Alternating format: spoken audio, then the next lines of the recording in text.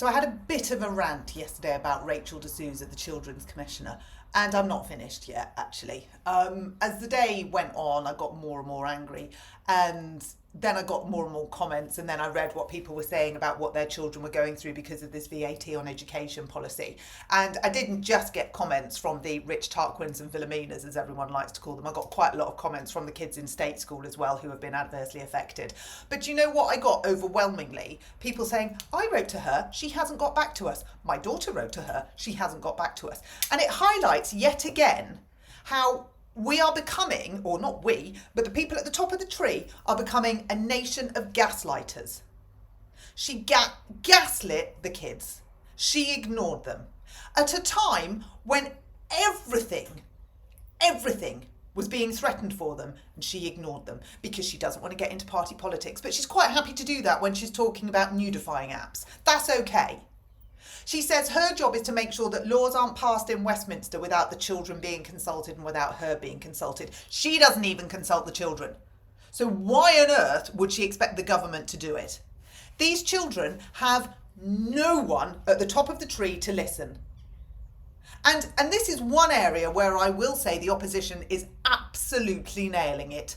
On many others, I would say not. But Laura Trott and Kemi Badenoch and Neil O'Brien are actually slamming it straight back at them every time.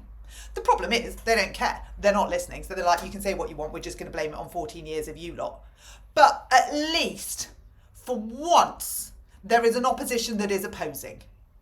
But I cannot get over that a woman whose sole purpose is to support the needs of children has let them down so badly. I mean, dereliction of duty doesn't even come close. And so what we've got now is we've got an independent sector who were doing all right, thanks very much. They weren't asking for anything from the state. They were getting on with it. We were supporting the SEND community and we were supporting them pretty well. We've now got an independent sector which is being dismantled as we speak because the money is going into VAT. But of course, we know that the money's not going into the actual government because it's not raising enough VAT because too many children are coming out of the independent sector and going into the state sector.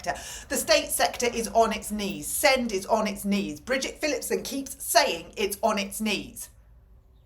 So if something's on its knees, what do?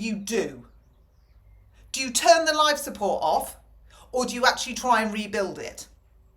She's turned the life support off. Don't listen to a word of, I want to rebuild it, I care for it, we've got to sort this out. Goodness, where did that come from? Quite like it though. Oh, goodness me. Don't listen to a word of it. Because if she actually genuinely did care, what she would do is say, right, park VAT. That's not happening. Let's keep these kids in the independent sector. And in fact, let's overhaul EHCPs and let's use some of the money that we seem to be spending on Nigerian farmers. Let's use some of that on getting some of the children in state school into independent school so that we can actually support them. Let's do it the other way. Instead of getting kids out of independent into state, let's get kids from state into independent.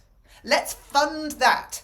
And then let's take the pressure off the SEND system in state so that it can breathe and so it can reignite itself and so it can actually be reformed with children at the focus.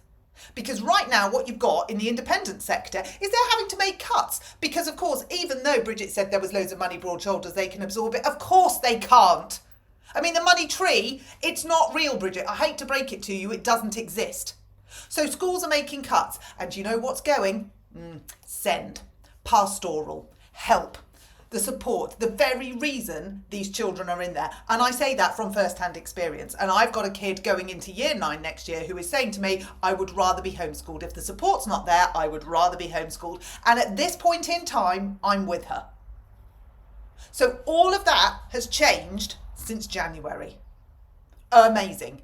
You've dismantled a sector that was working well and could really, really have helped out during the SEND crisis in states. They could have really helped out. But instead, because you're so bitter, vindictive and spiteful, you've decided your own personal grudge is going to overtake the needs of 54,000 children in the independent sector and probably treble that in the state sector.